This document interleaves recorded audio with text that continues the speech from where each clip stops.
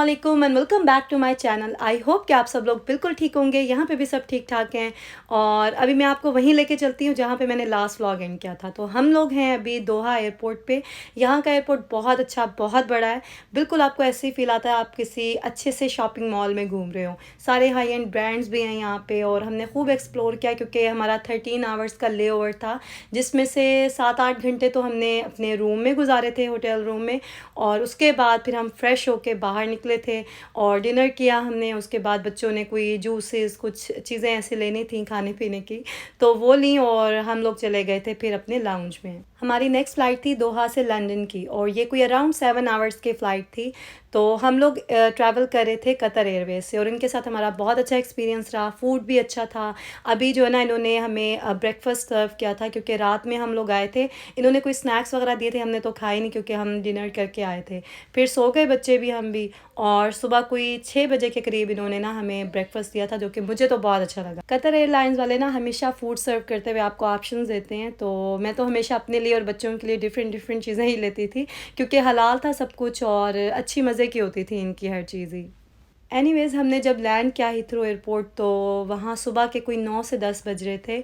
तो ये इतना बड़ा एयरपोर्ट है ना, मतलब आपको एक टर्मिनल से दूसरे टर्मिनल जाने में भी टाइम लग जाता है। तो यहाँ पे चेकिंग भी बहुत ज़्यादा होती है। नेक्स्ट टाइम हम अपना जब भी टूर रखेंगे ना पाकिस्तान का, तो वाया दुबई ही रखेंगे क्योंकि ब्रिटिश एयरवेज़ भी हमें अच्छी नहीं लगी और यहाँ का जो सिस्टम था ना, वो समझ से बाहर था। इतना तो अमेरिका वाले भी नहीं करते चेक इन बैलेंस। मुझे वैसे लंदन पसंद बहुत है, रहने के लिए भी अच्छा है। वहाँ पे देसी कम्युनिटी भी काफ़ी ज़्यादा है। मैं बहुत टाइम पहले गई थी, अपनी शादी से भी पहले गई थी, तो अच्छा टाइम गुजरा था वहाँ पे। और अभी दिल कर रहा था कि बच्चों को भी जो है ना मैं लंदन घुमाऊँ, लेकिन ज़ाहिर है इस ट्रिप में तो ये पॉसिबल नहीं था। इंशाल्लाह इन फ्यूचर कभी बच्चों को यूरोप और उस साइड पे भी लेके जाएंगे। मेरे तो सिबलिंग्स भी हैं एम्स्टर्डम में और कहते रहते हैं कि बच्चों को लेके वहाँ आओ। तो भाई से तो मुलाकात हो गई थी पाकिस्तान में, लेकिन मेरी जो सिस्टर है ना एम्स्टर्डम में, उससे मिले हुए मुझे तकरीबन 10 साल हो चुके हैं। तो इंशाल्लाह अब या तो मैं वहाँ जाऊँगी या फिर उसको कहूँगी वो अमेरिका आ जाए। अभी हालांकि अच्छा खासा हमने प्लान किया था कि इस समर में ना लाजमी हम सब बहन भाई इकट्ठे होंगे पाकिस्तान में, लेकिन फिर मेन टाइम पे सिस्टर के साथ कुछ ऐसा हुआ कि उसके लिए पॉसिबल ही नहीं था पाकिस्तान आना। बस ये परदेस के जो मसाइल होते हैं ना, ये परदेसी ही समझ सकते हैं। खैर, यहाँ पे हमने कुछ खाने पीने की चीज़ें ले ली थी हीथ्रो एयरपोर्ट से क्योंकि नेक्स्ट फ़्लाइट थी ब्रिटिश एयरवेज़ के साथ और वहाँ पे फ़ूड जो है ना वो आपको अच्छा नहीं मिलता है।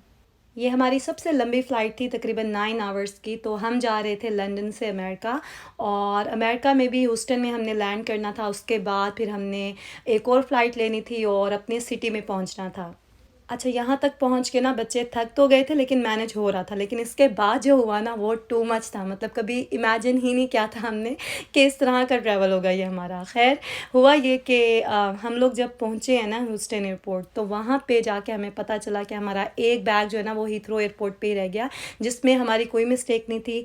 वो लोग ही लोड करना भूल गए थे। खैर, हमने कंप्लेन की और उसके बाद हमने नेक्स्ट फ़्लाइट लेनी थी। वो हमारी रात 7 बजे की थी और तकरीबन 1-1.5 घंटे की फ़्लाइट थी और हमने पहुंच जाना था अपने सिटी में। तो हुआ ये कि हम भी ज़ाहिर है थक गए थे और इतना अजीब सा ट्रैवल था ये, इतनी टेंशन थी उसमें कि टैग उतारने भूल गए पिछले वाले। और नेक्स्ट फ़्लाइट में जब हमने वो बुक करा दी अपने बैग्स, तो पिछले टैग्स की वजह से उसमें कोई एरर आया और वो 3 बैग्स जो है ना हमारे वहाँ पे मिसप्लेस हो गए। अच्छा, अब गलती हमारी भी थी इसमें, लेकिन उस स्टाफ की भी थी जिन्होंने हमें बोर्डिंग पास दिए लेकिन बैग्स के लिए टैग्स नहीं दिए। और फिर जिन्होंने बैग्स बुक किए हैं वो भी बड़े मज़े से ऐसे ही डाले जा रहे थे। उन्होंने नहीं देखा कि पिछले टैग्स हैं या कौन से टैग्स हैं।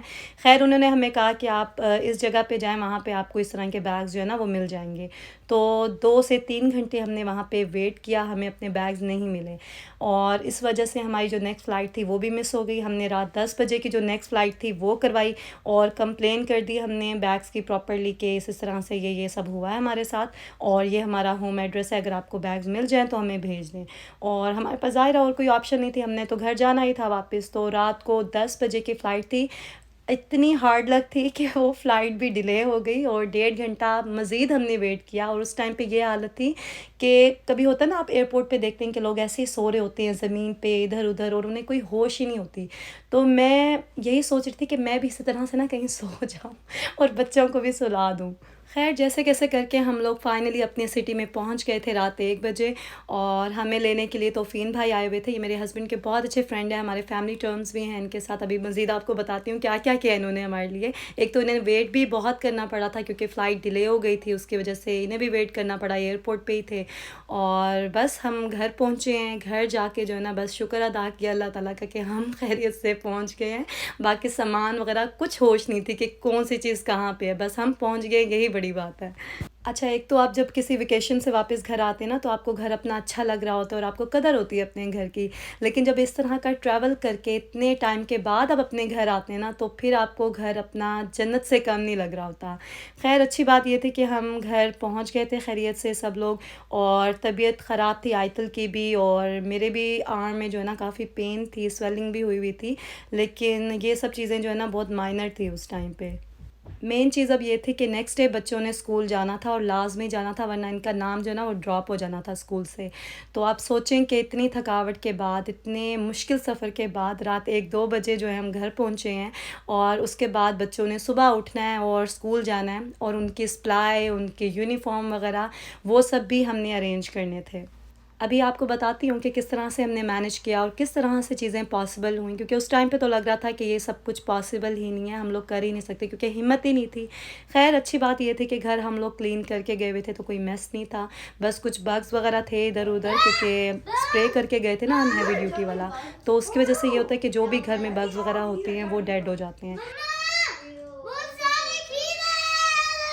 क्या हो गया? क्या हो गया? अच्छा आप कहाँ हो ये तो बताओ। अमान एक सेकंड, अली बताओ कहाँ हो आप? हम घर पहुंच गए हैं। कहाँ है आपका घर बताओ? लाहौर में, पाकिस्तान में? ये पाकिस्तान है? नहीं, कहाँ हो, कहाँ पे हो आप बताओ? अमेरिका। खुश हो? हम टर्की है। थक गए हैं? नहीं, टर्की है। छोटा नहीं लग रहा। आते साथ सबसे पहले तो मैंने ब्रोम पकड़ा और जो भी डेड बग्स थे वो सब इकट्ठे किए, और कुछ डस्ट वगैरह भी थी तो वो सब क्लियर कर दिया था बस जल्दी जल्दी से। बाकी रूम्स वगैरह मैंने बिल्कुल भी टच नहीं किए क्योंकि डस्ट वहाँ पे इतनी नहीं थी, बस ये जो है ना लिविंग एरिया यहाँ पे थी थोड़ी बहुत डस्ट। और उसके बाद बस हाथ मुँह धोए, फ्रेश हुए, कपड़े चेंज किए, और खाना जो है ना वो यहाँ पे आ चुका था। तौफीन भाई हमें घर ड्रॉप करके ना सीधे अपने घर गए और वहाँ से ये सारा खाना लेके आए जो कि आंटी ने ना हमारे लिए पहले से ही बना के रखा हुआ था। हमें आने से पहले इन्होंने बता दिया था कि खाना ये लोग हमें दे जाएंगे, तो घर आके हमें ग्रॉसरी, कुकिंग, इन चीज़ों की टेंशन लेने की ज़रूरत नहीं है। वरना मैंने सोचा था कि रास्ते से ही ना हम ब्रेड और अंडे लेते जाएंगे और बच्चों को मैं ऑमलेट ब्रेड बना के खिला के तो सुला दूँगी। लेकिन ऐसे मौके पे जब कोई एहसास करता है कोई अपना, तो बहुत अच्छा लगता है। और इतना मज़े का खाना था, ज़र्दा था, बिरयानी थी बहुत मज़े की, पास्ता था और शामी कबाब थे। मतलब इतना अच्छा मेन्यू उन्होंने सोचा कि बच्चे भी खाएं और हम लोग भी शौक़ से खाएं। रात में बस नहा धो के हमने खाना खाया और उसके बाद सो गए थे। फिर सुबह जब उठे हैं तो अमान को तो मेरे हस्बैंड लेके सुबह सुबह ही चले गए थे उसके स्कूल, क्योंकि ज़ाहिर है वो हाई स्कूल में अब जा रहा था तो उसका वहाँ पे पहुँचना बहुत ज़रूरी था। बाकी डिटेल्स जो है ना मैं आपको नेक्स्ट व्लॉग में बताऊँगी कि किस स्कूल में गया है अमान, और आयतल और अली के स्कूल का क्या बना। आयतल को तो फ़ीवर भी था ना, तो उसको तो स्कूल वैसे भी नहीं भेजना था हमने ताकि दूसरे बच्चों को वायरस ना हो जाए। खैर मैंने जो है ना उनके स्कूल में कॉल भी की और अपॉइंटमेंट बनाई कि मैं वहाँ जाके उनसे बात करूँगी। और सुबह हम लोग उठ गए थे 8 साढ़े 8 बजे ही, और ये जो पास्ता उन्होंने भेजा था वो फिर मैंने गरम करके नाश्ता किया इससे। और हर टाइम जब भी मैं खाना गरम करती थी मेरे दिल से दुआ निकलती थी उनके लिए कि उन्होंने एहसास किया और इतना अच्छा, इतना मज़े का खाना और इतना सारा खाना बना के भेजा कि 2 दिन तक जो है ना मुझे कुकिंग नहीं करनी पड़ी। तो बाहर के मुल्कों में फिर इस तरह से हम लोग मैनेज कर लेते हैं एक दूसरे का एहसास करके। यहाँ पे हमारे रिलेटिव्स तो नहीं होते, लेकिन ये जो हमारे पाकिस्तानी मिलने जानने वाले होते हैं ना, ये इतना एहसास करते हैं, रिलेटिव्स से भी बढ़ के आपका ख्याल रखते हैं और हर अच्छे बुरे टाइम में आपका साथ देते हैं। और अल्लाह ही दिलों में डालता है, अल्लाह ही वसीला बनाता है अगले को।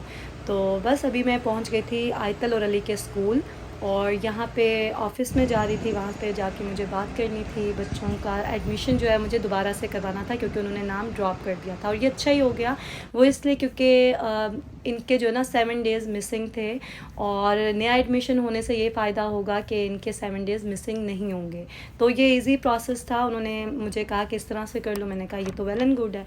तो बस मैं इनकी स्कूल सप्लाई की लिस्ट लेके अब वापस घर जा रही थी, और घर से फिर हमने जाना था बच्चों की स्कूल सप्लाई लेने, इनके यूनिफॉर्म्स लेने और थोड़ी बहुत ग्रॉसरी करने। अच्छा, रात में इतनी थकावट थी कि ऐसे फ़ील हो रहा था उस टाइम पे कि अगले दिन हम उठ ही नहीं सकेंगे, पूरा दिन सोए रहेंगे सब। लेकिन ये जो अपने घर आने की खुशी थी ना, उसकी वजह से एक बहुत पॉजिटिव एनर्जी मिली, और नेक्स्ट डे हम सभी लोग जो है ना सुबह-सुबह ही उठ गए थे। बच्चे तो माशाल्लाह बहुत ही खुश हुए थे अपने घर आके, अपनी चीज़ों को देख के, अपने रूम को, अपने बेड को देख के, और ज़ाहिर है मिस कर रहे थे। जितना छोटा बच्चा होता है ना उतना ज़्यादा मिस करता है। तो अली ने तो साफ़ कह दिया कि नेक्स्ट टाइम जो है ना मैं कभी भी प्लेन पे नहीं बैठूँगा, और मैं पाकिस्तान भी कभी नहीं जाऊँगा। ये ज़ाहिर है वक़्ती उसके रिव्यूज़ हैं, बाकी इंशाल्लाह कुछ महीनों बाद ही ये ख़ुद कहेगा कि मैंने पाकिस्तान जाना है। अभी हमने बस अमान को पिक किया था स्कूल से, और उसके बाद हम सीधे चले गए थे ग्रोसरी स्टोर। यहाँ पे बच्चों ने ना दिल भर के अपने स्नैक्स और अपनी पसंद की चीज़ें ली, और मैंने कहा चलो लेने देती हूँ। इतने अरसे से जो ना इन चीज़ों के लिए इन्हें क्रेविंग हो रही थी। वहाँ पाकिस्तान जाके इन्हें चीज़ें जो है ना वो इतनी पसंद नहीं आ रही थी। ज़ाहिर इनका टेस्ट यहाँ का डेवलप हुआ हुआ है, तो ये एक नेचुरल सी बात है। और अली तो आपको पता है वहाँ पे कुछ खा पी भी नहीं रहा था। बच्चों का वेट जो है ना वो काफ़ी रिड्यूस हुआ है। मेरा अपना वेट रिड्यूस हो गया है, पता नहीं गर्मी थी या क्या था। बहरहाल अभी हम खूब खाएं पिएंगे और अपनी सेहत जो है ना वो ठीक करेंगे। बच्चों के स्कूल सप्लाइज़ भी लेने थे, तो वो भी साथ साथ ले रहे थे हम। और यहाँ पे क्या होता है कि बैक टू स्कूल की सेल्स जो है ना वो जुलाई में ही लग जाती हैं, लोग पहले ही ले लेते हैं। तो बहुत सारी चीज़ें ऐसी थी जो हमें यहाँ पे नहीं मिली थी, वो आउट ऑफ स्टॉक थी। तो कुछ चीज़ें हमने ऑनलाइन मंगाई, कुछ दूसरे स्टोर से ढूंढ ढूंढ के ली। इसके अलावा और क्या क्या हुआ ये मैं आपको नेक्स्ट व्लॉग में बताऊंगी इंशाल्लाह। आप अपना बहुत ज़्यादा ख्याल रखें। अगर व्लॉग अच्छा लगा है तो इसे लाइक और शेयर ज़रूर करें। आपसे मुलाकात होगी नेक्स्ट व्लॉग में। अल्लाह हाफिज़।